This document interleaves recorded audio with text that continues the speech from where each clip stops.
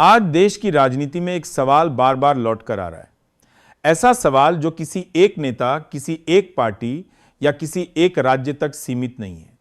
सवाल यह है कि क्या जेल जाना अब राजनीति में नैतिकता का पैमाना बन चुका है या फिर सत्ता तय करेगी कि कौन नैतिक है और कौन नहीं।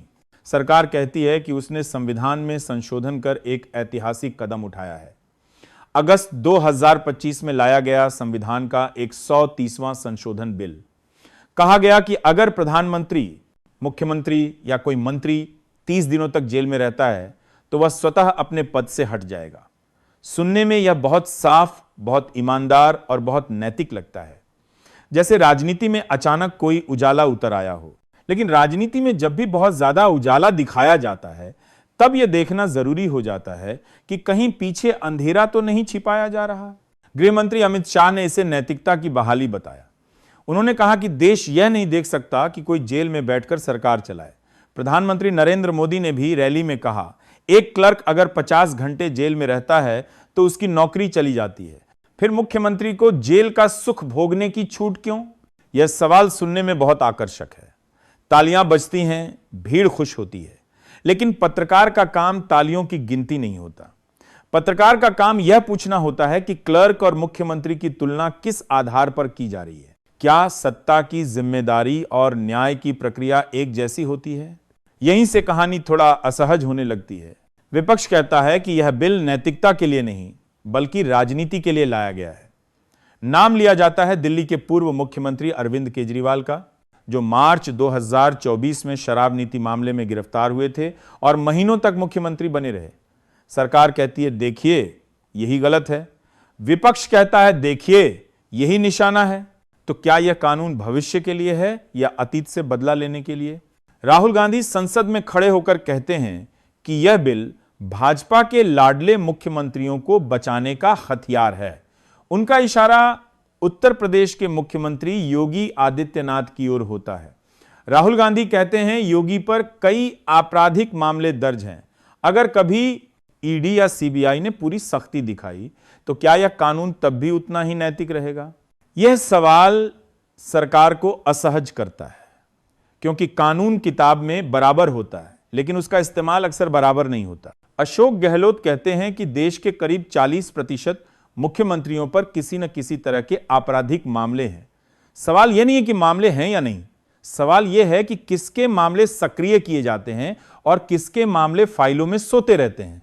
प्रियंका गांधी ट्वीट करती हैं, क्या मोदी के लाडले मुख्यमंत्री जेल जाएंगे या फिर कानून को उसी समय बदल दिया जाएगा जब कोई अपना फंसने लगेगा?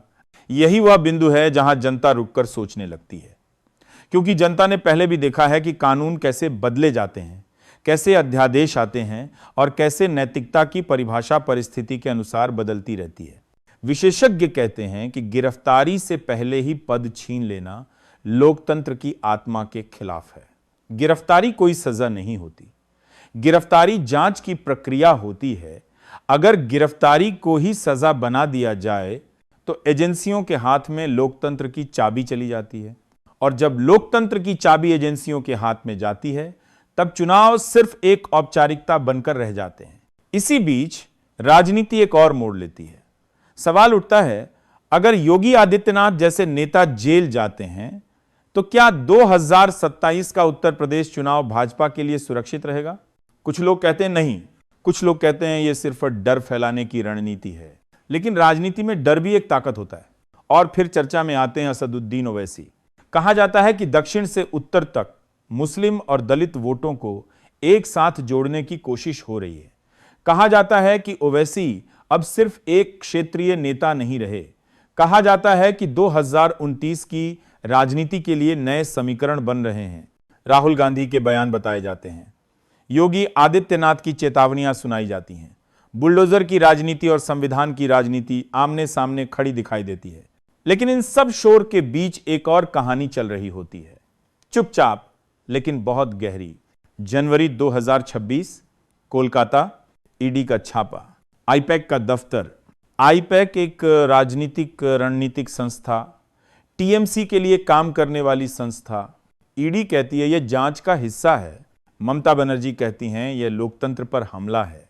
ममता बनर्जी खुद मौके पर पहुंचती हैं, कैमरे चलते हैं।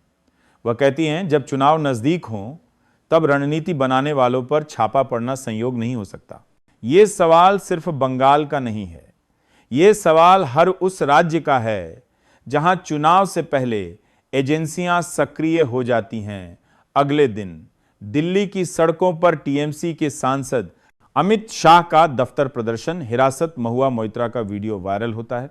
पुलिस उन्हें ले जाती है। वह कहती हैं ऐसा मत कीजिए। क्या हो रहा है यह सिर्फ एक वीडियो नहीं है, यह एक सवाल है। क्या लोकतंत्र में असहमति अब अपराध बनती जा रही है? सरकार कहती है कानून सबके लिए बराबर है, विपक्ष कहता है कानून का इस्तेमाल सबके लिए बराबर नहीं है, और पत्रकार यहीं खड़ा होकर पूछता है अगर कानून बराबर है तो डर सिर्फ कुछ लोगों को ही क्यों लगता है? आज देश जिस मोड़ पर खड़ा है वहां सवाल किसी एक मुख्यमंत्री का नहीं है। सवाल यह है कि क्या गिरफ्तारी लोकतंत्र का नया हथियार बन चुकी है? क्या नैतिकता की परिभाषा सत्ता तय करेगी? और क्या जनता सिर्फ तमाशा देखती रहेगी? क्योंकि इतिहास गवाह है